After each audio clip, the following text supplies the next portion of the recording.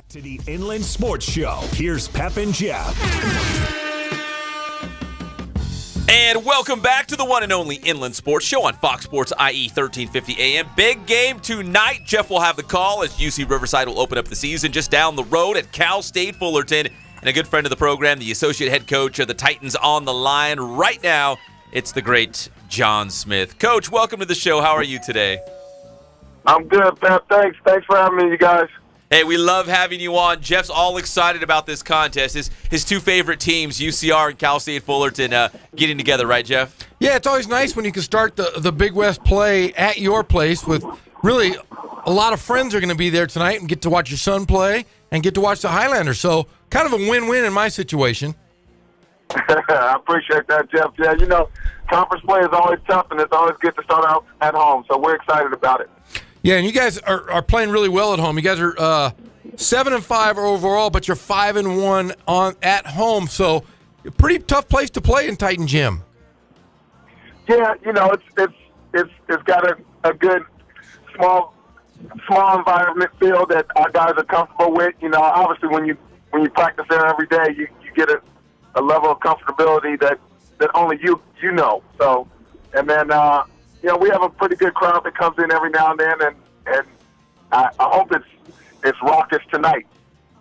Well, we got UCR on the road at Cal State Fullerton, Big West Conference opener. And, Coach, the big news out here, and it's all over social media, is, of course, Dennis Cutts being relieved as the head coach here at UC Riverside, and now they're going with the associate head coach, Justin Bell, on an interim basis going into conference play. Jeff and I have talked about it. We've taken a lot of calls about it. It's really a big issue for us out here at UCR. So I just want to ask you, in generalities, not specific to the school or even the sport, but just changing a coach mid-season and going into your first conference game, conference play. I mean, what do you think are maybe some of the challenges that could pose for a team as you get ready to make a push for a conference title? It's always a tough situation. We talked about that with our guys in preparation for today's game. You never know what you're gonna get. The emotional level, the emotional charge, high and low. So for us, preparing for UC Riverside is tough today because we don't know which team we're gonna get. For UC Riverside, I can only imagine, how rough it is. Everybody, Dennis was a very respected coach in our conference, and they always played tough. They played hard defensively. They were always prepared, and I'm sure Justin's learned a lot from him. So we figure it's going to be a lot like the same that it has been, but it's a tough situation for both teams. Well, I know you've been game planning for the Highlanders, and I'm not trying to give away all your secrets here on the air, but do you think UCR could look different with Justin Bell running the team? Like they might do some things differently that you haven't seen on tape yet? It's funny that you asked. I've known Justin for a while since he was playing at Saddleback and then playing at UC Riverside and all the coaches he's worked under. So Coach Taylor and I were trying to think, is he going to just conform to what he's learned the last 7-8 years, whatever he's been at UCR, or what he's learned throughout his life with different coaches. So we don't know. We don't know, to be honest. And so our main thing was just let's focus on being the best Cal State Fullerton team that we can be. Let's focus on controlling the tempo. Let's focus on limiting our turnovers. Let's focus on controlling the backboard and just playing our game. So that's been our main focus. Well, John, you have a couple really good players that are playing really, really well at really the key time of the season. You got Khalil Ahmad, who was the Big West Player of the Week in December, and then Jackson Rowe is third in the conference in field goal percentage. Those two guys can really hurt any program. And are the entire Titan team pretty healthy so far going into conference play tonight? Yeah, knock on my head, knock on wood. Yeah, so far so good. We're healthy going into conference, and that's the most important thing. And yeah, those two players, it's just about maturity. We've been talking with them about just the process of growing each year and growing each game and growing each week.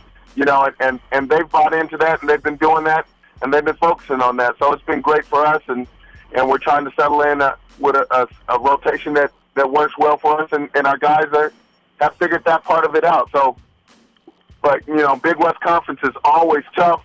Every team can beat each other any given night. So, we're just focused on just making sure that we're on task tonight.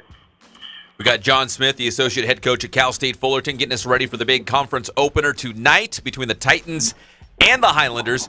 Coach, does it carry a lot of confidence if you can get a big win in that conference opener? Because we know, at least from the UCR side, they got 2 games on the road, 2 tough places to win in Fullerton and Santa Barbara. So in terms of just winning your first conference game and just kind of feeling good about yourself going forward, I mean, can you is there too much importance on that first conference game, or am I kind of underselling it? No, it's very important. You never want to. I talk to. We talk to our players and our kids, about just life in general. You never want to start off in a hole from academics, from a basketball standpoint. If you can start off, 1-0, then it's always better than starting off 0-1 and coming out of a hole. So we try and take it game by game, week by week, and we don't look at the next week, the next game, nothing. We just focus on the one game at a time and try and when we make it like a championship game, one game championship, and put all of our eggs in that basket for that game and try and have that type of mentality. Well, it's UC Riverside and Cal State Fullerton tonight. Coach, again, I'm not trying to dig into your playbook here and find out what you guys are going to do tonight, but what do you think are the keys tonight against UC Riverside? Definitely they have some quality guards in DK and Chance, and their bigs. Larson is just a load. Last year he gave us a problem at our place. They're very fundamental on that block. Left shoulder, right shoulder, patient. Defensively, they always make it tough for you. I think they're leading our conference in defensive field goal percentage. So those are things that we all focus on against UC Riverside, and hopefully we can take care of that tonight. Well, Jeff will have the call tonight. It's UC Riverside taking on Cal State Fullerton. Coach Smith, we always appreciate the time. Best of luck. Not too much luck, but best of luck tonight against the Highlanders. Thanks, Pat. Thanks, Jeff. Good talking to you guys. All right, see you tonight, buddy. Thank you, Coach. You're the best. Thank you. Thanks. All right, that's Associate Head Coach John Smith at Cal State Fullerton. They're getting ready to head into the lab, aren't they, Jeff? Start breaking this thing down. Yeah, and you got to look at this game. It's a very important game for the Highlanders. I mean, they're going to play 4 road games in a row before they even get to play at home. They had 2 really tough losses in Utah and Seattle. You lose your coach, then you got to play 2 more road games before you can even get back home. So this is a really a tough road trip for these guys. We're going to see what they're made of, because like we talked about at length, the team really didn't lose. Our Coach Cuss didn't lose this team. Are they going to rally kind of behind him? Maybe rally for Coach Bell? This could be one of those games, an emotional game, where you just play out of your mind. It's like if you're a hockey coach and you get kicked out of the game, guys sometimes rally around and can almost beat anybody at any given night. So it could be really good for the Highlanders, or it could go south. But either way, it's going to be a tough transition regardless of win or lose. It's just a tough environment, tough game to play with a new coach and new system. It's funny you bring up the hockey coach. I covered a game once where the hockey coach, the head coach, put the Gatorade cooler on the side of the wall, and he kicked it on the ice almost like a ninja, like kung fu style, and he threw the sticks on the ice. And you're right, it sparked the team. I know that the coach cuts thing and the hockey coach doing that is obviously 2 different worlds apart. But sometimes it kind of lights the fire under a team. I wonder what Justin Bell is saying to the guys right now to maybe motivate them, because like Coach Smith at Cal State Fullerton had just said, they don't really know what they're going to get. Is this going to be the same UCR team? Because, again, Coach Bell's a disciple of Coach Cutts, so he might look similar to, but maybe Coach Bell's going to come in there, try to put his own stamp on it, maybe mix things up, because, again, Cal State Fullerton, they only know UCR through the tape they have through the first, 14 games? They're 5-9 through the first 14 games. What if Coach Bell just throws them a curveball and say, hey, guys, we're going to mix it up. We're going to give them a whole new look, and they have not seen this before. Well, I could see that happening. I could see, because just as a coaching standpoint, I've been to the games. I've seen all the UC Riverside games this year. They've started in a hole virtually the last few games. They were down 17-0 at Seattle University. I could see Coach Bell maybe putting a lot of pressure on Fullerton to kind of get those guys going early, because you don't want to dig yourself in a hole versus a very good team that beat the team you just lost to. They beat Utah Valley at home earlier in the season, so they're a good ball club. You can't dig yourself a hole versus. Yeah, a good how can team. that be? Like, I've seen the same trend. Like, they start a game or start the half, like coming out at halftime, and they let the other team go on a run, and all of a sudden, it's a close 8-point game, but now it's a 20-point game, and now it feels like, okay, well, 20 points, we're not going to come back from that. But 8 points, that feels like a ball game still. Yeah, I mean, they were down 20 at Utah Valley and got it down to 4 in the second half. Just didn't have enough horses really to catch them, but they dug themselves a hole by giving up 13 threes in the first half. You can't do that, especially in conference play, because conference play is a whole different animal. It's you're gonna shrink your lineup. You're gonna play 6-7 guys, maybe 8 tops, because that's really what you're gonna go with. You're gonna go with your best 8 guys versus their best 8 guys, and because you're really trying to get that seeding to get yourself set up for the Big West Conference tournament. Yeah, because we've seen a bunch of UCR games. Well, they'll go 13, 14 guys deep, like off the bench. Like Coach Kutch was just trying to find, something that works, some chemistry, some a rotation that, okay, these 5 guys, when they're on the floor together, this is a good mixture. This is a good combo. This is, we're seeing some good positive results. And then, was it the Valpo game where they only played like 8? In fact, they played. It was nice and tight. Like he had a very tight rotation. They had 7. They were playing 7 until the very end. They put in an 8th guy, but it was basically a 7-man rotation, and they looked really good. They played that really good zone. They were holding teams under 40% for 4 out of 6 games until we hit this last road trip. They were playing great defense. They just had a couple breakdowns in the last 2 games in the first half. But other than that, they're still a solid team. They can guard almost anybody on the floor. Their problem this year is they haven't guarded the 3-point line. And if Fullerton can hit, they could be in trouble. Yeah, I think if they give up a big lead, I think that's when they go to the bench. Don't you feel like that? Yeah. Because I felt like even in Montana up there, the Grizz got off to a great start. We saw, but he went to the bench. Coach Kutch went to the bench pretty fast, and DJ Sylvester, who came off the bench, actually led them in scoring. In fact, the bench outscored the starters in that game. But Montana ran out to a big lead. They worked hard. They chipped away at that lead. Kind of reasonable at halftime. And then out of the half, Montana went on a 17-2 run. And then again, back to the bench. Like he felt like, okay, this is not working.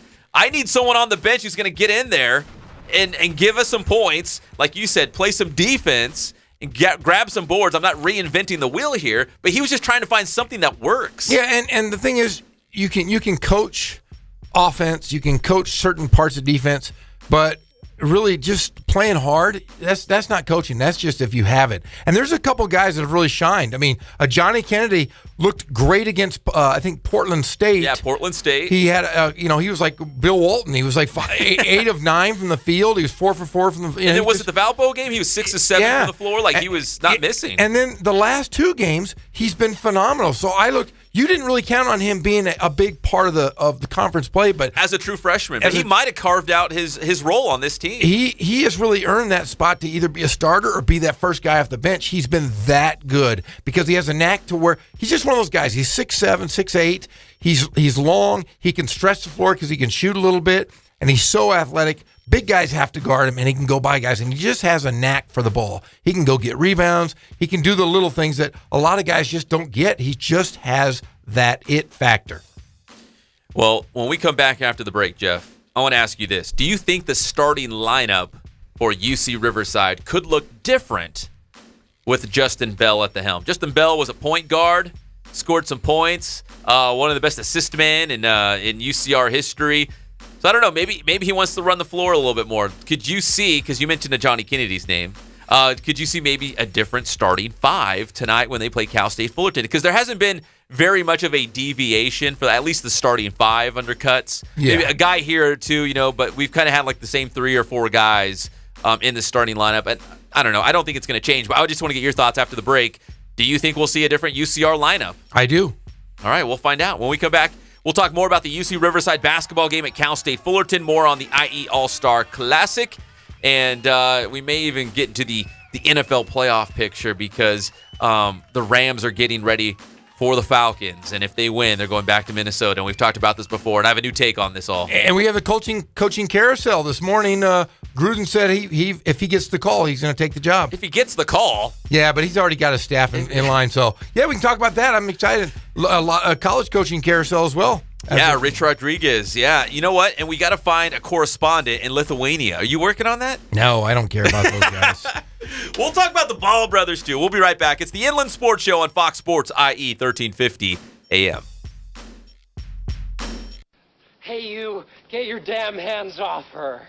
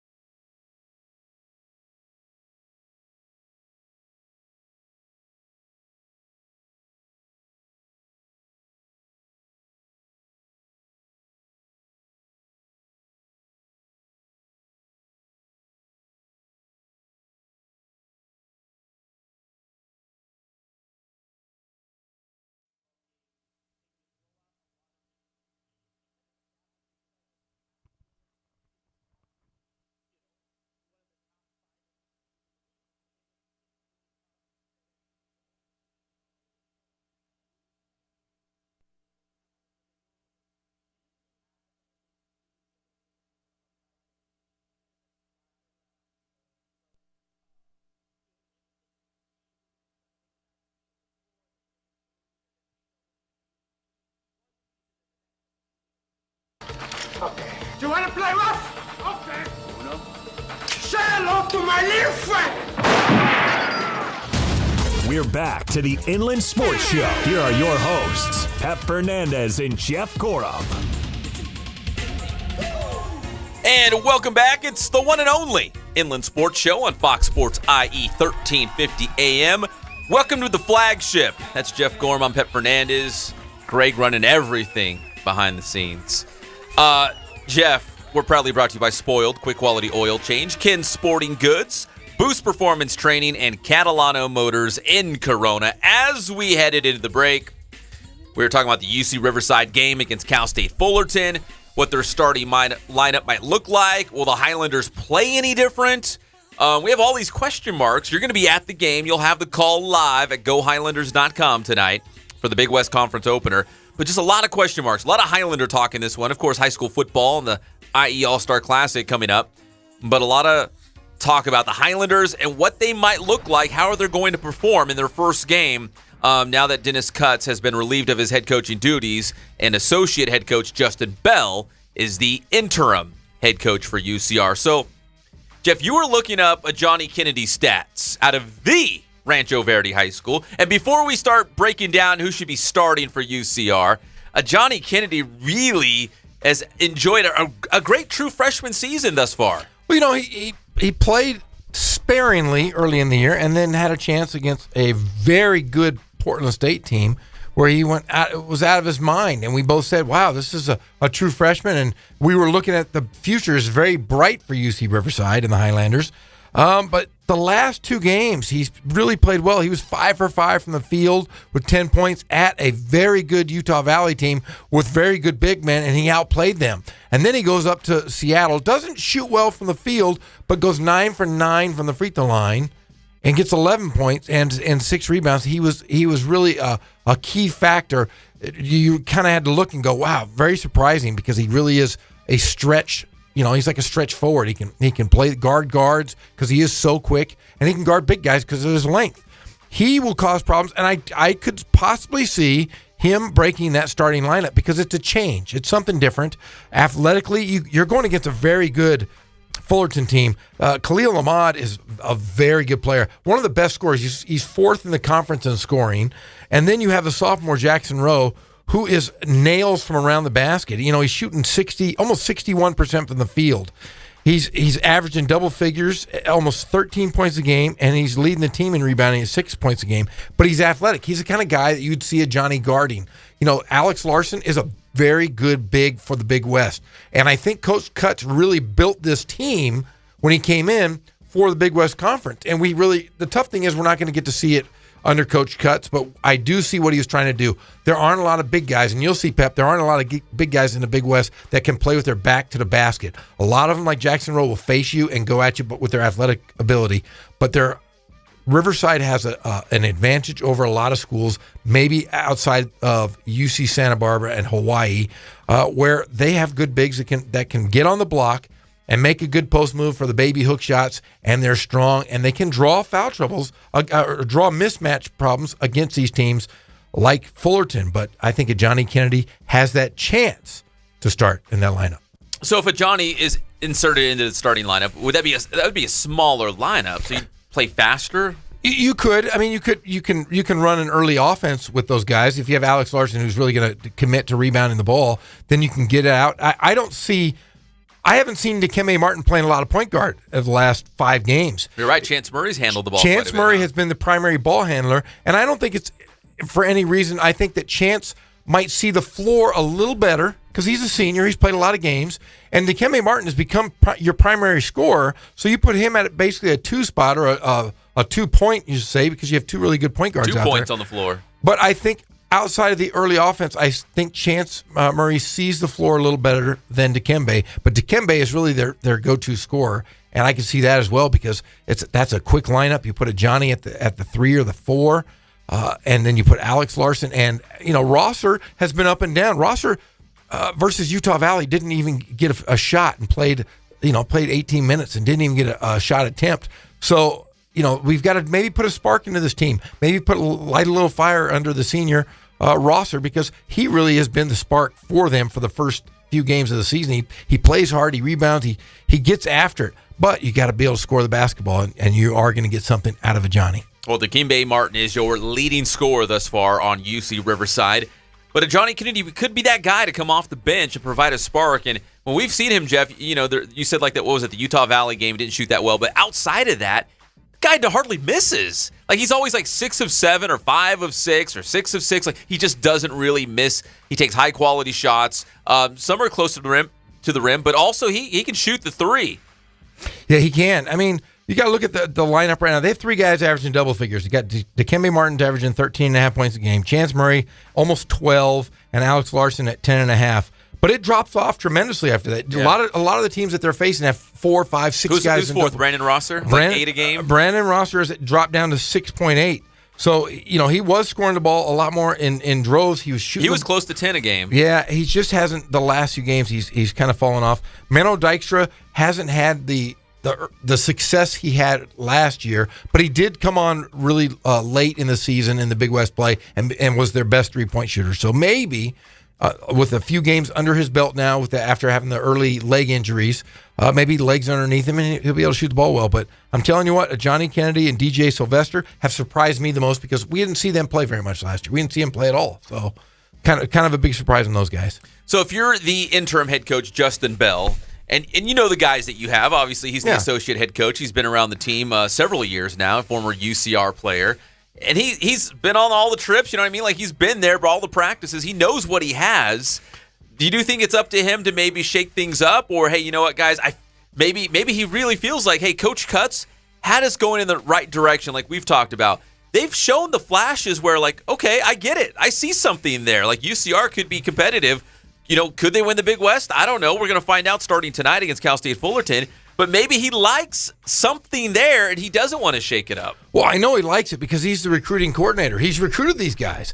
How many programs in the Big West have really a 4-man, big man rotation? Really, you got Larson, you got Dykstra, you got Rosser who can play some big. You got Edie Diallo, Diallo. Diallo's a giant in there, and then a Johnny Kennedy. Those guys can play with their back to the basket. And I'm telling you, in the Big West, if you have guys that can play with your back to the basket, you can be successful, and you can win 3 or 4 games come tournament time. But if you are Coach Bell, he's got to do something to change. They've started in the hole the last 2 games. They would change regardless if Coach Cutts was the head coach or Coach Bell because they've come out slow the last 2 games. Something will be different. I expect them to press. I think they're going to go 3-guard set, and they're going to get after it to try to dictate tempo, and not so much to dictate tempo, but to just get your guys playing hard. If they press, you got to play hard, or you get beat real quick. It's that simple. You play hard, or you get beat.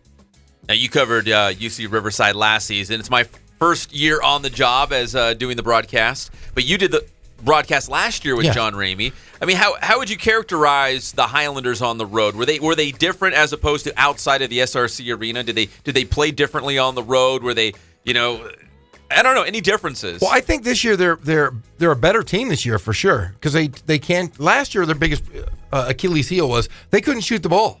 They just couldn't shoot the ball. Dikembe Martin was a timid but good true freshman point guard. But they just didn't have that guy who could hit the 15 to 17 footer. So every team just sat in a 2-3 zone and said, hey, you're going to beat us. You're going to beat us by shooting the ball. This year, they have athletes. They can score inside. They can score outside. Chance Murray's starting to come on late here, shooting the ball well. Dikembe Martin can shoot. Johnny Kennedy can shoot. They have guys that can score now. Last year, they didn't have that opportunity. So they're better this year. I think they're better equipped for the Big West. They've played a great preseason schedule. Look at the teams they played. Portland State, I think, is one of the most underrated schools in the country. That's a game they'll look back on and say, they should have won that game. Yeah, Portland State was a winnable game. You got to think they had Duke on the ropes. Yeah. And they've beat 2 Pac-12 schools. They've beat everybody that they faced other than a few hiccups with Duke. Okay, we're going to lose to Duke. That's okay. That's all right. Most people do. Yeah, and you go to Oregon, you beat Oregon. That's a really good team. You beat Western New Mexico. That's one you should. Yeah, you're supposed to win that one. You beat UC Merced. Yeah, that's a winnable one. You beat Valpo. You beat Air Force, and you beat Cal. And you look at those WAC teams. You got Grand Canyon, who is tougher than heck to beat on the road. Beat them last year at UC Yeah. Riverside. Beat them at the SRC. This year you're playing there. You go to another WAC school, Utah Valley. Utah Valley's no slouch. And then you play 2 days later against another WAC team, Seattle University, which I think was the second best team they played all season. So they've played a very, very tough preseason schedule, and they played all different kinds of basketball. They played fast-paced basketball with Portland State. Western New Mexico was basically a community college team. It was just, out of control, nuts. Then you had Utah Valley, who shot the ball well, ran their offense well, and Seattle University the same. So I think they're going to be ready to play the Cal Polys, the UC Santa Barbaras. The tough thing with the Big West this year is there's so many graduate transfers for all these teams. So there's guys that are mature, that are 22, 23 years old, that are coming in to play 1 year. That will add a lot to your team, and that's why I think Santa Barbara's so good. That's why Hawaii's so good. That could be a problem for UC Riverside. You've seen the Highlanders every single game, is that right? I have. Because I've missed some for our high school football duty, so I've had to skip out some on some UC Riverside I have games. seen every game. Oh, I did not see the Montana game. Oh, that's the only one I didn't see. I saw that one. Yeah. Okay, let's do this. Let's have a little fun right here. We got a couple minutes to spare. I'm going to go through their schedule. Let's go back through and say that's a game they should have won. I'll read them out for you. So, okay, of course, the exhibition against Stanislaus State, they won that one. They were supposed to win that one. It was an exhibition. They go on the road. They win at Berkeley. That was kind of like, hey, turn some people's heads. And they were said, up 23 at half. Yeah, going on the road. That was like, Cal Bears came down here. They went on the road to Berkeley. They beat Cal. Okay, now the next game. They play at Loyola Marymount. They lost that one. We were both at that game. There's no reason why they shouldn't have won that one, right? Remember, they started off slow. Again, yeah. They started off slow, and they weren't ready. They were not ready for the really good big freshman kid from Chino Hills. Oh, yeah. Shoot, I forget his name, but you're right. Was it Eli Scott? Eli Scott. Eli Scott out of Chino Hills at LMU. Came off the bench, and no one was prepared for that young man. It was the second game of the year for them, and he's been their best player of the year so far. And again, you're right. You go down double digits, and you work to get back into it, and you make it so close. You know what I mean? Yeah. Like you pull within 4 or 5 or whatever with a couple minutes left, you're like, we've got a ball game. Look at them. They chipped away at the lead. They're back into it. Yeah. And then it just kind of slips through their hands. And Cal State Fullerton beat Loyola Marymount, just as a side note. So I love playing that game. Like, well, that team beat this team, so that means this might be the score. Usually gets me in trouble, but I like to play it anyways. Yep. Okay, so that was LMU. Let's go to the next one. Portland State. That's the game we were just talking about. 94-82 was that final score. They lost to Portland State at home. That's a game. We were both there. That's a game they should have won. They could have had that one. They could have. They got really close. I think they got within 3, and we were like, uh-oh, it's coming back. And then they couple turnovers. That was early in the year, and they were turning the ball over in bunches. Remember, they get 4 or 5 turnovers in a row, and it led to baskets. But that was a winnable game. They were running up and down the floor with them. But I think Portland State, though, was the best team outside of Michigan that they played. All right, so the next one is Western New Mexico. They won that one. They were supposed to win that Should've one. won That's that one, the yes. D2 school, right? Yes. Then Michigan. No. They got blown out on national TV, 87-42. That game they should not have won. We can agree on that, right? Agree. Okay. Pacific, they lost 57-55. I didn't see that one. I did, and they should have won that one. There's another one. Yeah. Okay, they should have won that one too. I mean, they were averaging over 70, and they put up 55 points. That was a winnable game. That was a turnover. That's what cost them that ball game. Then at Grand Canyon, that was another one you didn't see. I saw that one without you. 68-56. Now that score seems like, what is it? A dozen. 12 point loss. 12-point win for Grand Canyon. 12-point loss for UCR. That's a game where Grand Canyon was shooting the lights out going in, like on the season, going into that game. They were shooting the lights out from beyond the arc. And if you go back, they were probably like 2 of 21. Like they were ripe for the picking for UCR. Of all nights, Grand Canyon had like their worst shooting night. And if UCR could have just got a couple baskets to fall, they could have won that game easily. Yeah, I listened to that game, and I'll agree with you there. See, the tough thing about Grand Canyon and that entire WAC conference is they're built on shooters. They recruit shooters. Dan Marley's going to recruit guys that can put the ball in the basket. Utah Valley, shoot the ball. Seattle University shoots the basketball. Those teams are all geared to be shooting and scoring. But look, Riverside held them. They held them down to 68 points. I mean, that's not a lot of points. No. So then they were still in that stretch. And again, this was a team that, like, if you go back and look, they were shooting the lights out. And I forget his name now, of course, because we do so many games, the names just blur into each other. But they had a guy, their leading scorer, was hot from downtown, and he goes into this game, and he was like one of a dozen, like 1 for 10. Like, he was just – everyone had an off night. Like, if there was a night for UCR to come into town and steal a win at Grand Canyon, that was the night. And this was part of that stretch where they were holding teams under 40% from the field, and, you know, they held teams under 40% and lost. That just tells you turnovers hurt them, but they were playing great defense still at this point. All right, at Pepperdine, they lost 70-59. You saw that one. Should have won that one. They really should have. They played the best 8 minutes of basketball I've seen any college team play on the entire year. They were phenomenal. Defensively, offensively, they talked. They were really, really into the game. But once again, turnovers cost them. They got it to within one. And the turnover bug bit them, and it was like a 1-point game to an 11-point game in about 35 seconds, it seemed like. But they were right there the whole time. Should have beat Pepperdine. All right, then Air Force at home. They beat Air Force 67-48. Then they played at Montana 77-61. Any way you slice it, that was an ugly game. When the bench outscores your starters, DK did not have a single basket from the floor. He's such a great scorer. Like, you'll probably never see that again. DK not have a single basket in the game. And that was just an ugly game. And I'll say it. I don't think they should have won that one. There was no way. They just played so. It wasn't like Montana was that great. It's just that was the worst game I think I've seen UCR play all season. And I think Coach Cutts and Coach Bell and the rest of the guys would be the first to tell you, like, man, that was just an ugly game. DJ Sylvester had a season high. I remember 18 in that game. Again, in the second half, it was like an accordion. They closed the gap. It got closer. It got smaller. It just wasn't enough. It was just too much and too late. And the starters just had a really off night. All the starters did. Yep, I agree there. Then Valparaiso, big win at home against Valpo, 73-60. And it wasn't even that close. No, it wasn't. Valpo's missing their top two scores, but it was still a quality win. UC Merced, they hammered them, an NAIA school that you're supposed to do that, 91-46. And then the two games, Jeff, that you just saw at Utah Valley, a 90-82 loss, and then at Seattle University, 95-71. Should they have won either of those? Utah Valley, yes. Because they actually had a great game. I think, Alex Larson had a season high. They had three players. The first time in Division I history for Riverside, they had three players had scored over 20, right? Over 20. You know, they just had that first half lull. Utah Valley put up 13 threes in the first half. And that was the difference of that ball game. They lose by 8. They got it within 3, and they ended up losing. But, yeah, that was one they should have won. They just hit – Utah Valley just came out and hit everything. There was nothing they could do. I'm being honest as a coach. There's sometimes where you go into a game and you go, hey, we have a chance. And then the other team just hits everything, and you go, there's just nothing you could have done. And then Seattle just controlled it start to finish. Yeah, they went up 17-0, and just like the game before – I mean, if you take – a 20-minute segment of the first game versus Utah Valley, they put up 13 threes. You take a 20-minute segment of the first half of Seattle University, they put up 14 threes. So if you're looking at a full game, Riverside in the first half of both games have given up 27 three-pointers. That's unheard of. And that's unheard of for a UC Riverside team under Coach Cutts. And it was just you came in against two really good shooting teams in Utah Valley and Seattle. So let's see if we can agree on this, Jeff. So looking back on their season, the only 3 games that they just simply weren't in, Seattle, Michigan, and Montana. That's it. So we're glass half full kind of guys.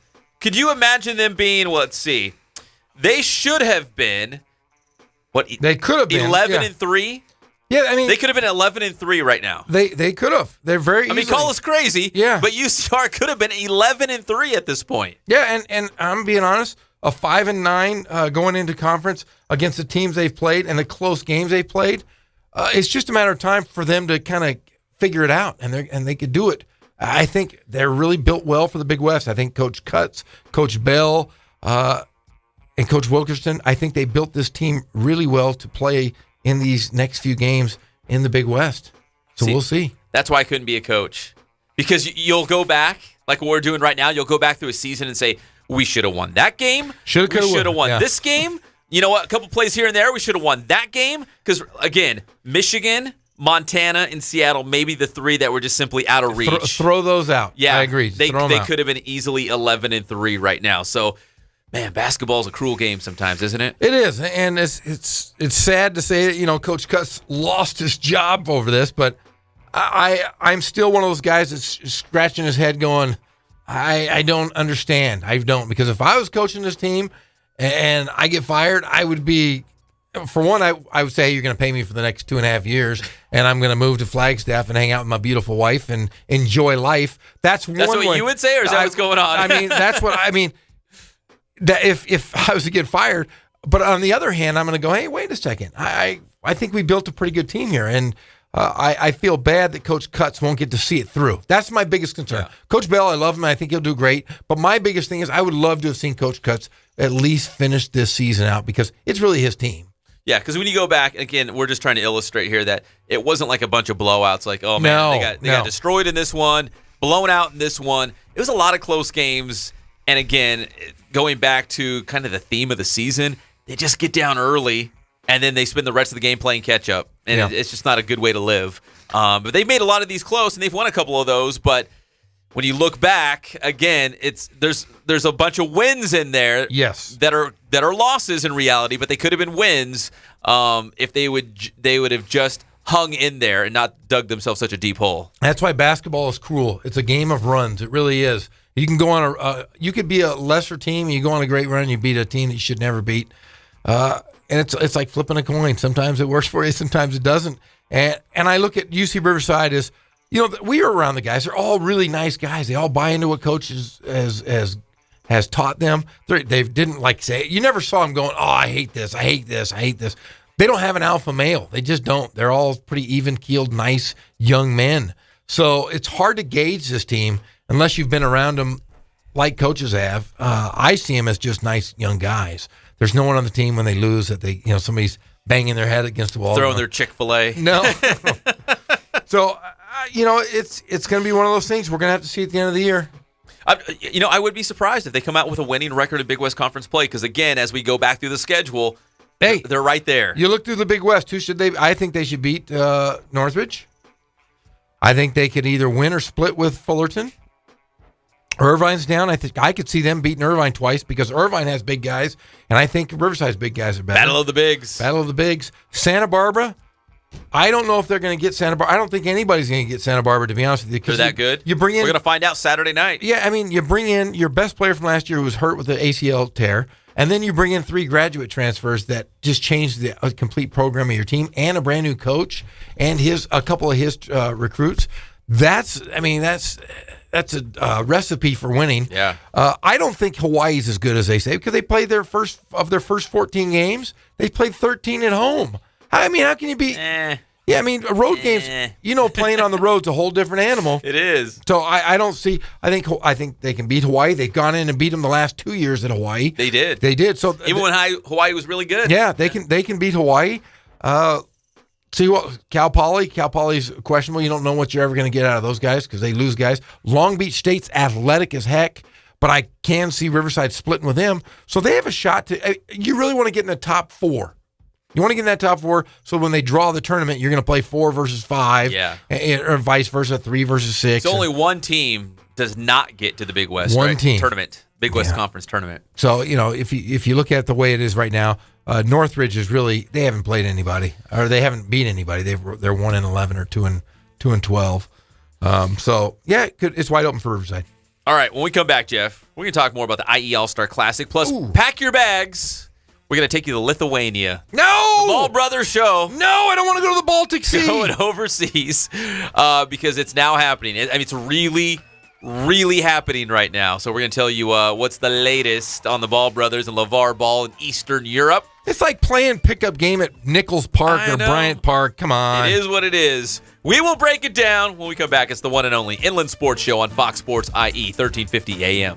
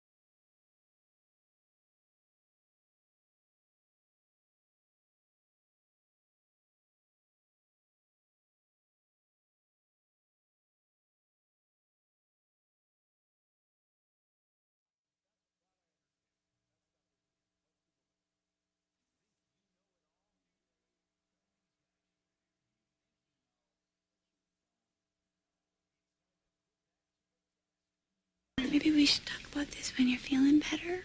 Hey, Psycho, I'm not going to feel better about this. It's over. Now, please get out of my Van Halen t-shirt before you jinx the band and they break up. We're back to the Inland Sports Show. Here are your hosts, Pep Fernandez and Jeff Gorham. Where's Jeff? Tonight he's going to be at Cal State Fullerton. We're going to wrap up this show today that it's on the road for the Highlanders and the Titans Big West Conference opener tonight. Welcome back to the one and only Inland Sports Show on Fox Sports IE 1350 AM.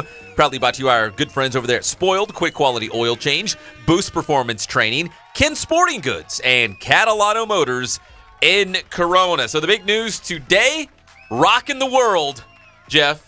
Yeah, whatever. Shockwaves Oh. across the planet. The Ball brothers have landed in Lithuania. Get that dump button ready, man. Man. Here, I'm going to try to say the name of their new team, and I'm probably not getting it right. But although I did get Hillcrest, Victor Ohia Obioha correct. But here is their new team. It's Vytautas Prienu. Yeah, they're a basketball powerhouse out there in Lithuania. Hey, this is not. I have no idea. This isn't motivated by money or fame or anything. Good golly, who the heck would go over there to Lithuania and play basketball? The Balls, man. The coach just said today that they were going to play a lot. Are you kidding me? Well, of course they are. You think LeVar Ball's going to send his kids across the world? He had to find the perfect professional club out there where he could, let's say, manipulate the situation, right? He's not going to send his kids to some place and just sit on the bench. He's going to say, listen, I'm going to find some random professional team, and you guys are going to play my kids, and I'll give you lots of free shoes and maybe sponsor the team. Or, you know what I mean? Like, he's going to manipulate the situation. This is a disaster waiting to happen. I'm telling you now. They're going to be in a place that nobody speaks English. I was doing a little research. The head coach doesn't even speak English. No they way. don't have any translators over there. There's guys that played. A player from Boston College, former player, said it was the worst experience of his life playing over there. Of course it was. I mean, you're near the Baltic Sea. It's miserable. Their probably main resource is salt or dirt. It just sounds like a horrible, horrible, horrible place to live. And it's just, if it's a bad basketball, they're gonna hide the middle brother who's absolutely terrible. Couldn't play at RCC, and the younger one can play, but he's a ding dong. It sounds like, he's a crybaby. You can't play high school basketball here because you're not getting 50 shots a game. Get that guy out of here. Go to Lithuania. Chino Hills is better without you anyways. They probably aren't, but still. They might be. It might be addition by subtraction. Oh, yeah, I think it's addition by subtraction for the coach. I mean, if you're the coach there, you get fired every year. And I'm sure the players are happy because they get to finally shoot the ball. Can I paint you a picture, Jeff? You can paint me anything you like. Let me paint you a picture real quick. Finger painting. So they touched down in Lithuania, and, of course, local Lithuanian media. So what do they have a chalkboard and they got microphones and TV cameras. They know they're all fake. Kinds of It's stuff. a rock on a stick. It looks like a microphone. So they get off the plane, and of course there is some media. Hold on, you'll see. I'm going with somewhere with this. Okay. So they get off the plane, and they're treating them as much as, it's not like getting off at LAX, but they're treating them like rock stars, right, when they get off the plane. Okay. But because we couldn't find our own correspondent in Lithuania, we have to go by reports from other, news agencies. Oh. But they said, okay, of course you have the reporters, you got the TV cameras, you got lights, you got microphones, you got all those sorts of things that you would normally get, right? Yeah. But they also had, here's where it gets fun. This is for all the folks out there in the Inland Empire. All right, go ahead. This is where it gets fun because they said playing in the background as they're I guess walking through the airport, the terminal, whatnot. Music? They have their own theme music? Come on, just stop they were it. playing their song. It's called "Welcome to Lithuania." It was sung live at the airport by Jurgis Didzulius, who fronted the Lithuanian ska funk band in Kulto. And there's actually some audio. In fact, you know what? Maybe in this next break, or maybe while you're talking, I might try to pull it up here. But what's funny is they posted some of the lyrics. Here's a sample of the lyrics. You ready? I'm gonna throw up. I know you are.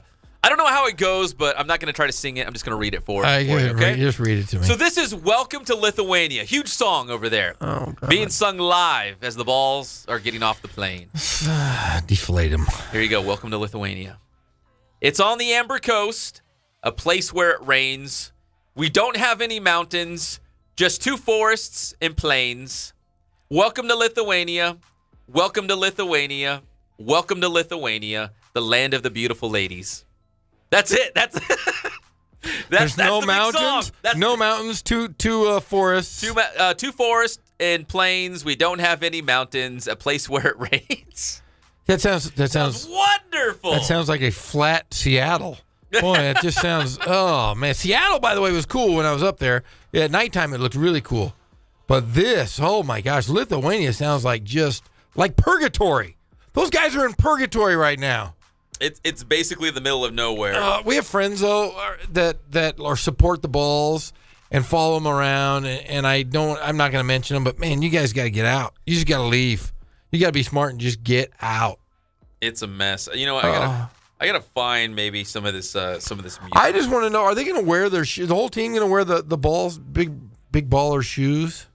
Probably. It's probably part of the deal, right? Did I tell you that my son mentioned it one day? He said something about getting big baller shoes. Your Connor son did. said Yeah, that? he said something like, "Hey, Tell him to get out of your house." I just threw him out. I gave him a solid beating. I went and grabbed a switch off the back of my thing, a switch, and I whacked him on the bottom of his feet so he would never ever think about wearing those shoes again.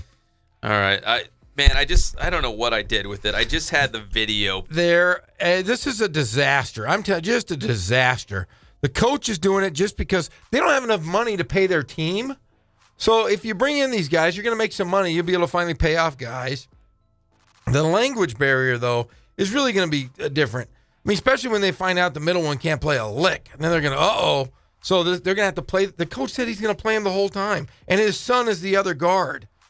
This is terrible. Well, didn't he say, too, like, hey, you know what? We're excited to be here. It's part of the process to get all 3 Ball brothers on the Lakers. Yeah, that's the dumbest thing I've ever heard. Is it? That's just stupid. If the Lakers take all 3 of those guys, I'll never even watch a Laker game again. It's already tough enough watching them revel in mediocrity. They said they make the players on this team don't exceed $500 per month. And that's the highest paid guys. Why the heck would you play over there? Well, I played overseas. Papa Ball said it wasn't about the money. It was just about them playing together in a professional environment. But it's just horrible. It just sounds, like who wants to live there? And they said there's beautiful ladies, though. That was in the song, right? Yeah, it was in the song. The Land of Beautiful Ladies. You know, I'm just curious because, our guy Greg, he's the Instagram model king. He knows all of the pretty ladies in the world. I wonder if there's any Instagram models in Lithuania. We can find out. I bet there's none. I bet there's none that are attractive enough because it's flat. They have 2 forests. It rains all the time. It sounds like a dreary old place at the Baltic Sea. Hey, let's go snorkeling in the Baltic Sea. You can catch some tuna cans, a tire, an old boot. Lithuanian women. There you go. Oh yeah, those are pretty ones, but too bad that one's from California. Hey, real quick, I found that song. You want to hear a little bit? Yes, let's hear it. This is the guy that was actually at the Lithuanian airport. Just stop it. This is a circus. This is a huge song in their country. This is how they were greeted, I'm Jeff. so over these balls. You're knocking my boy, what was his name? I'm starting not to like basketball anymore. This is killing me. Here it goes. Here we go. Welcome to Lithuania.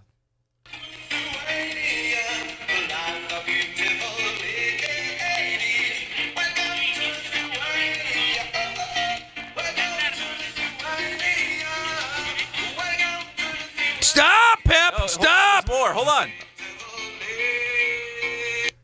Oh, Land of Beautiful Ladies. That was just getting good. Was that in English? Yeah, it was in English. It was? Because the Balls, man. They come into town. But was that what you were just playing in English? Yeah, it was English. No, do that again. There's no way that was English. I'm pretty sure it was. That was horrible. That just sounded like gibberish. Hold on. Their national song is gibberish. Beautiful Ladies. Welcome to Lithuania.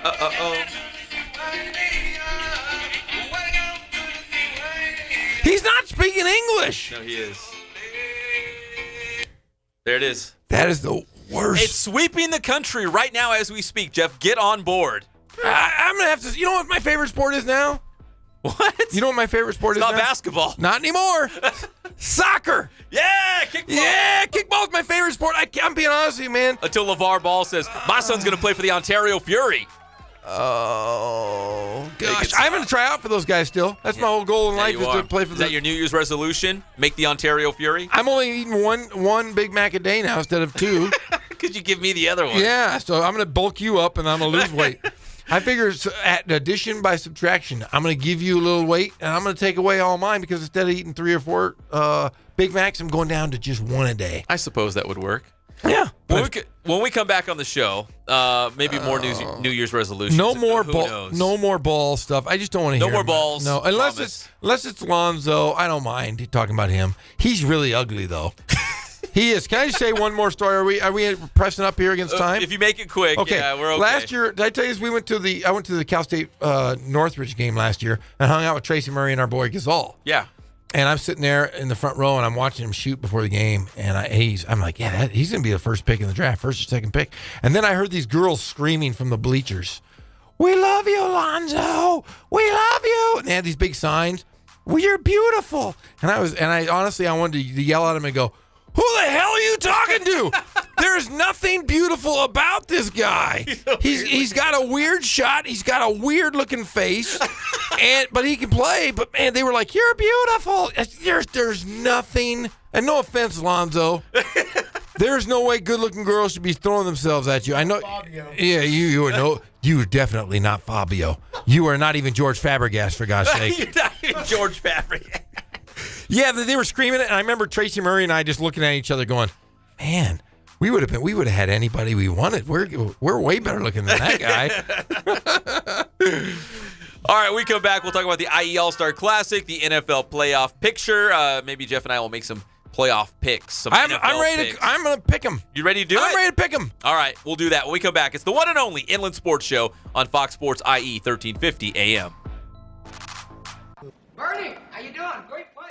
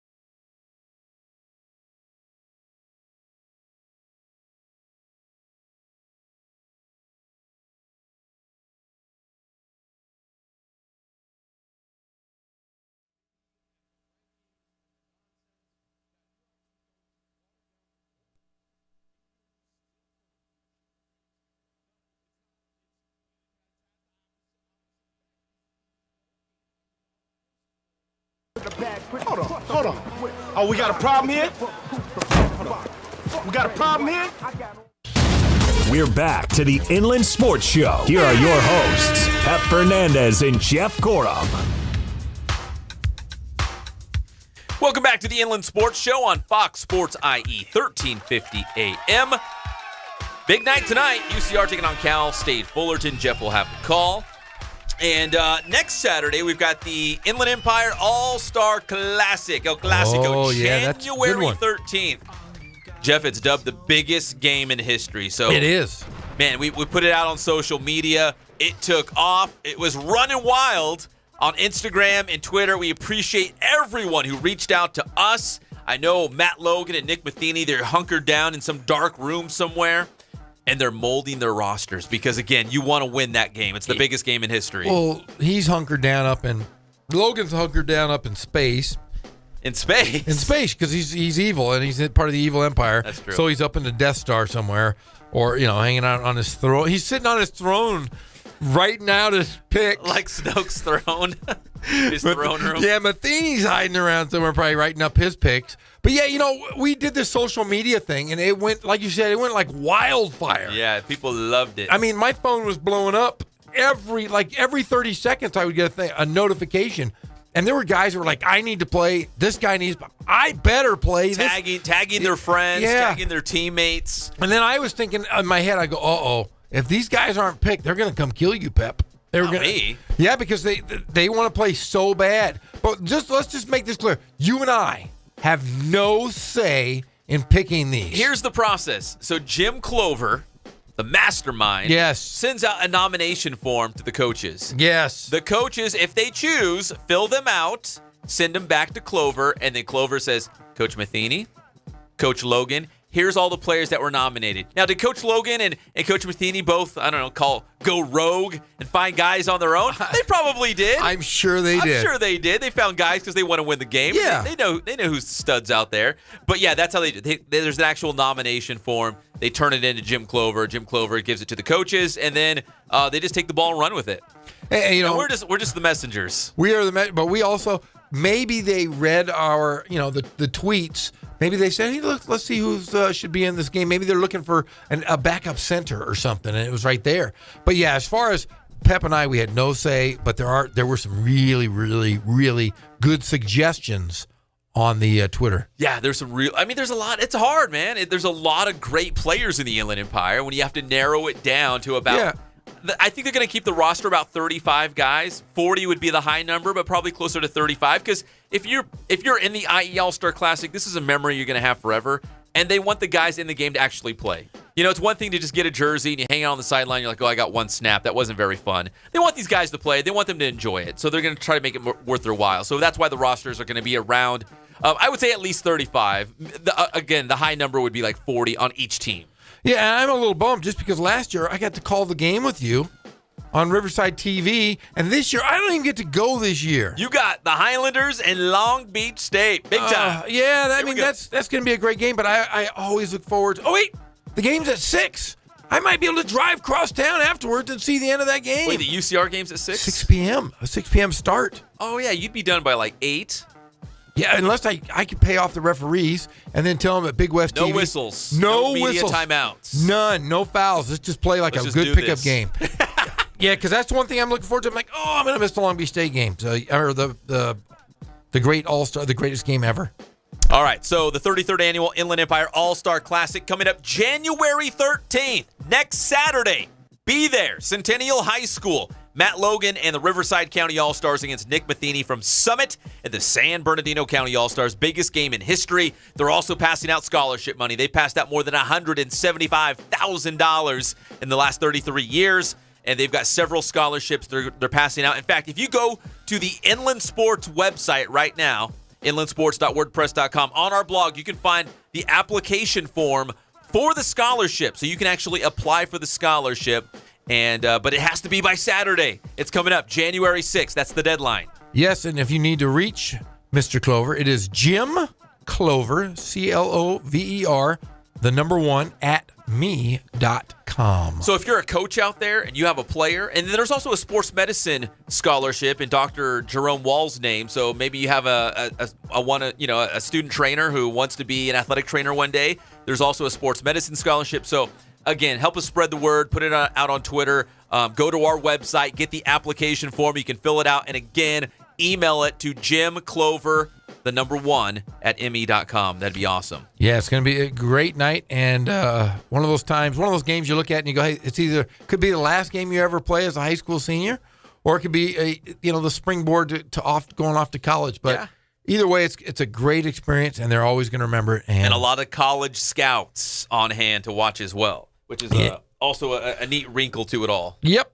so it's the greatest game in history. And as we get closer to the IE All-Star Classic, we'll be talking more about Mr. Football in the Inland Empire. If you missed us yesterday, we're down to 11 finalists. The IE Elite 11, right? Yes. Mr. Football.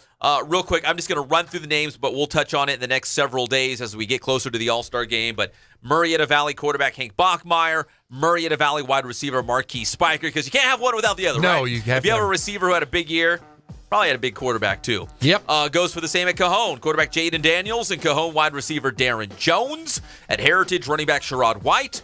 Paloma Valley quarterback Chance Nolan. See what we did there? 2 Menifee Bowl yes, guys I like right that. there, back to back. Centennial quarterback Tanner McKee. Aquinas running back Saint Brandon Rankins. We gave him sainthood right here on this show. It's very official. Citrus Hill quarterback Jonathan Jefferson, a.k.a. The new Ryan Matthews, as I'm calling him. Kaiser running back Tyler Algier, yes. And Norco running back Travis Dye. Pretty good list there of 11 guys. Man, that's going to be really tough. Again, we're going to pick our Mr. Football in the Inland Empire, but we also want to hear from you. So we're going to open up the phone lines maybe Thursday and or Friday and early next week. We want to open the phone lines. Who would you vote for Mr. Football in the IE? We'll tweet it out. We'll put it on Instagram. We'll also tweet out the hotline number so people can call in and put their vote, because we want to hear from the people. Jeff and I, we have an idea. We lean on other people that we trust in the Inland Empire who know high school football, and they're going to help us make the decision. But we also want you guys to have your voice too. And we could be wrong. If there's somebody else out there that you think should be wrong. Well, you, not me. I'm a genius. But no, if there's somebody else on that you think should be on this list, and go, hey, we'll give him some love. We'll give him some love, because there are some other players that a write-in vote. Yeah, I mean, there's a lot of guys that obviously didn't make this list that you look at and you go, God, they were so good. Yeah. Cordell LeBree's one of those guys, but he didn't play a full season. Yeah. I mean, there's guys like that all over the Inland Empire. You go, wow, great player. That's what makes it so hard. Yeah, I agree there. But so if there's somebody out there, let us know. All right, so we're going to get closer to the IE All-Star Classic, Mr. Football. A lot more about that in the next couple days and early next week. But as we wrap up this segment, Jeff, how about a little NFL playoff picture? I'm ready. Pick them. You ready to do this? I'm ready to pick them. Let's run through them real quick, because I know the people out there want to know what Jeff's picking this week. So the Eagles and Vikings have byes in the NFC. So let's start with the Rams and the Falcons, because we're in Rams territory right now. I love the goats, the Rams, baby. Yeah, the Rams got to win that, right? Yes, they're going to beat them. They're healthy. They subbed all their starters in that last game against the 49ers. They're healthy. They're playing strong. Jack Skellington's going to lead them to victory. Sean McVay, who looks a lot like Cajon coach Nick Rogers. He does. Nick Rogers would tear him apart, though. He would, though. He in would. a battle of beards, Nick Rogers would have him in a headlock and body slam him. Maybe even Stone Cold Stunner on him. The people's eyebrow all over Sean McVay. So we both like the Rams in that one. How about the Panthers at the Saints? Saints!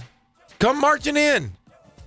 Got to go with the Saints. I think so, too. The Saints are at home. Drew Brees. Yeah, they've been in that situation too many times. Yeah, Drew Brees is too good. This is not his first rodeo. Plus, how about this? They've got Marcus Williams out of Roosevelt High School as a rookie out of the University of Utah. This guy's flying all over the place. He had 2 interceptions the other game. That's true. So watch out, Cam Newton and the Panthers. Cam Newton. Marcus Williams, he's coming for you. Cam Newton's too goofy for me to say that he's going to win right now. I like him. I think he's one of those guys you look at and you go, he's a top 5 athletic quarterback, but he's just too goofy.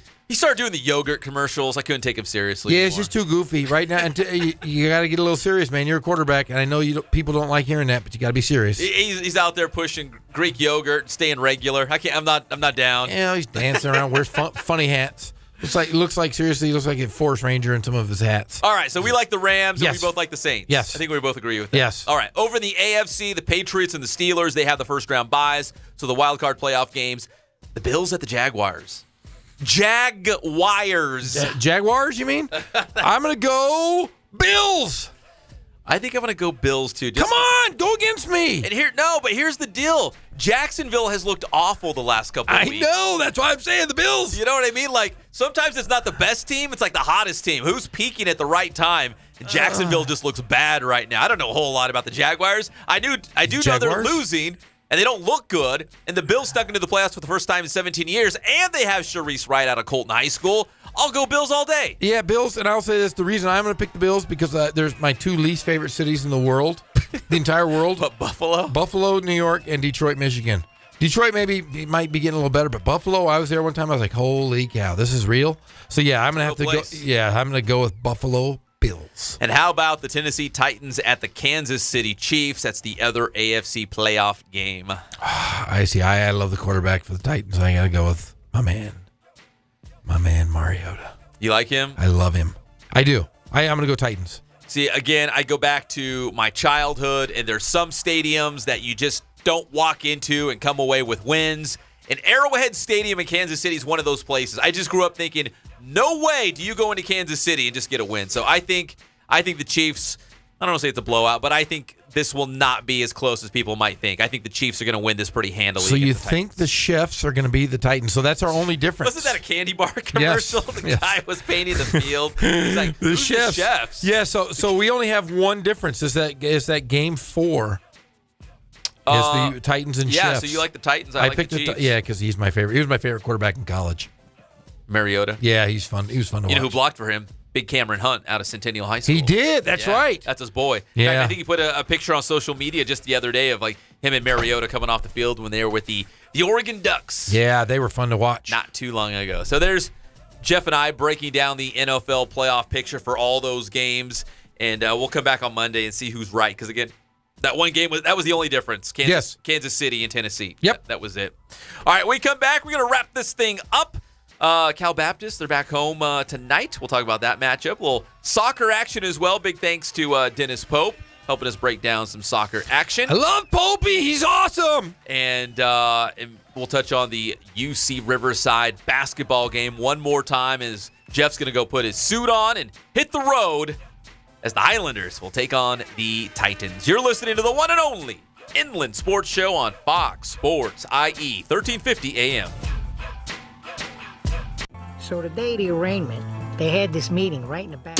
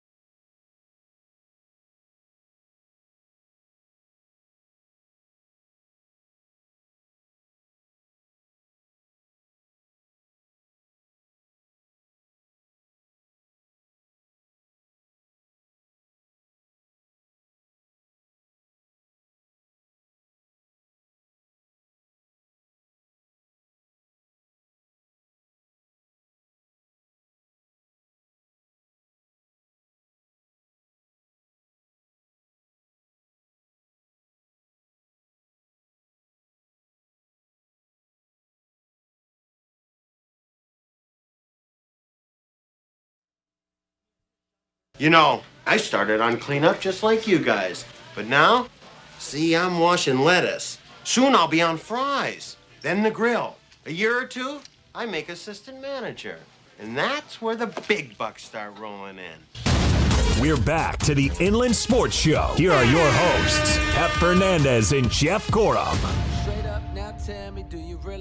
Welcome back. It's the one and only Inland Sports Show on Fox Sports IE 1350 AM. We're proudly brought to you by Spoiled, quick quality oil change, Ken's Sporting Goods, Boost Performance Training in Corona with Coach Ray Bass, and Catalano Motors off Temescal Canyon Road in Corona. That's CatalanoCars.com.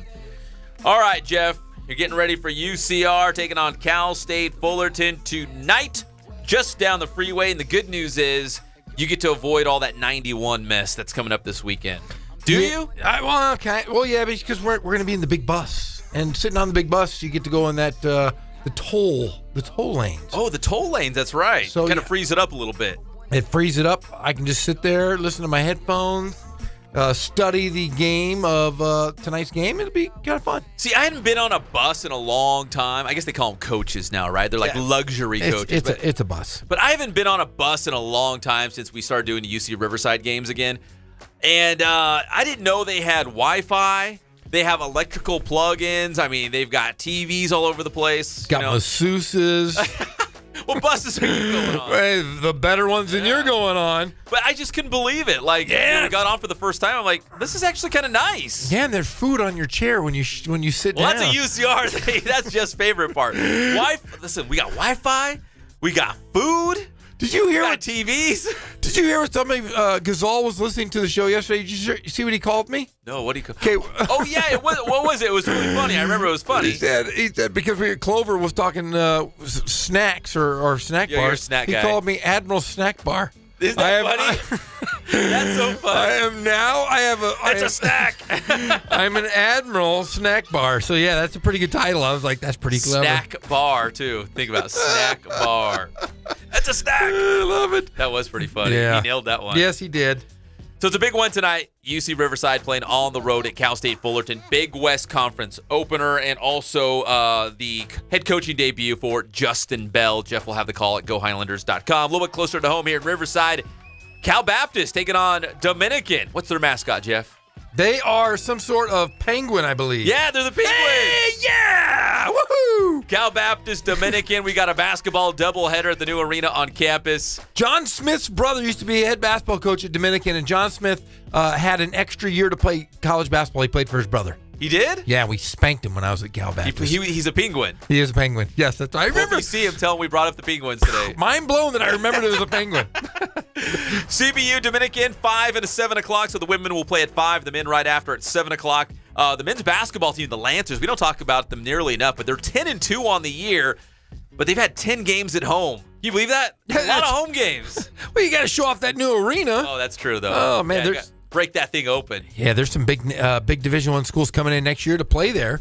So, I mean, that makes sense. When you open an arena, you want to show it off. So you tell everybody you want to play us, you got to play us at our place. Come to our place. Yeah, it's darn the right. best. You're darn right. They're about to go into Pac-West Conference play, so best of luck to the Lancers. They got a big one tonight against Dominican. And I say big because these are the final tune-ups, the last tests before you get into conference play. So if you're going to work on things, try different rotations, tinker with the lineup, new schemes, this is the time you do it, right? Yep. Coming off that game against Simpson, that was a big win. Hey, O.J. Simpson! Hey, no, Simpson from Reading, man, God's country. I was very excited when you said Simpson. I said O.J. Simpson out of college now. Hey, and tomorrow, live on IEMG, we've got the Norta Vista boys soccer team, Jeff. Matt Beliveau! It's your boy. Matt Beliveau. Yeah, he's a character. You're going to have fun with that one. They're taking on San Gorgonio. That's 10 a.m. live on IEMG. Novi only has... They've had a good season so far. So they've had a great start. Their only two losses are against Corona. And they're always great. And I'm telling you right now, he lost a handful of guys that were his best players, and he just gets better and better every year. They're good. And they're always really good again. I'm telling you, man, they're always good. And I don't know why, because Belleville's a ding-dong. I can't believe he is such a goofball. But he got me a roster. He's cool in my books. Yeah, he's cool, dude. I've just given him a hard time because he has a personality of a wet napkin. But he's still a really wonderful guy. Novi against San G. It's live at 10 a.m. on IEMG. In fact, we did La Sierra against Arroyo Valley this morning. Live on IEMG. Hey, Jeff. don't knock the kickball because it was a fantastic match. Arroyo Valley knocking off the defending River Valley League champions by a score of 2-1. It was a battle to the final whistle, Jeff. Hey, who's the coach at La Sierra now? Is it Hopkins? It is Hopkins. Hey, come on. I just pulled that one. How do I know so much about kickball? Charles Hopkins? Yes. That's your boy. I know it. I know all bald guys. These are all bald coaches. All bald? They are. You know all the bald coaches? I'm telling you, how do I know so much about kickball? Oh, it was a great match. You would have loved it. No, Actually, Coach Hopkins, you can ask him about it. He was yelling at the referee at one point. I told you, man. I know my kickball. I surprised you today earlier, and you know it. Ask him about the time he got out of his lawn chair and was yelling at the referee at Arroyo Valley. You can coach in a lawn chair. That's not coaching. That's like it's not? No, that's not coaching. Come on, Hopkins. Well, it was fun. You can check that out on IEMG. It's still on their YouTube channel. And Novi against Sanji boys soccer tomorrow. Our show is proudly brought to you by Spoiled. Quick, quality oil change. You'll be spoiled by great customer service. Excellent customer service, in fact, and low prices. You will not be disappointed. Go to Spoiled before you hit the 91 freeway. It's going to be a mess this weekend. Ken Sporting Goods, more than 40 years in the Inland Empire with all your sporting gear needs and batting helmets and Letterman's jackets, and they do embroidery in the back. I've been there. I've seen it. It really does all go down at Ken's. Boost Performance Training in Corona with Coach Ray Bass for you young athletes. Listen, give them a call. The website's boosttrainingsystems.com, but they have the new overtime program. It's going to get you ready to compete at the high school level. No joke. And Catalano Motors in Corona off Temescal Canyon Road. You can buy, you can trade, you can finance. Plenty of sweet rides on that lot off Temescal Canyon Road. And Derek Catalano and his team, they're going to make it really easy for you when you buy that new-to-you car or truck or SUV. They're going to make it a good time. All right, Jeff, best of luck as you head to the UC Riverside basketball game. Hopefully you'll come back with a win. I hope so. We're going to go over and beat John Smith. All right, UCR taking on Cal State Fullerton. We'll talk about that tomorrow at 3 o'clock. It's the one and only Inland Sports Show on Fox Sports IE 1350 AM.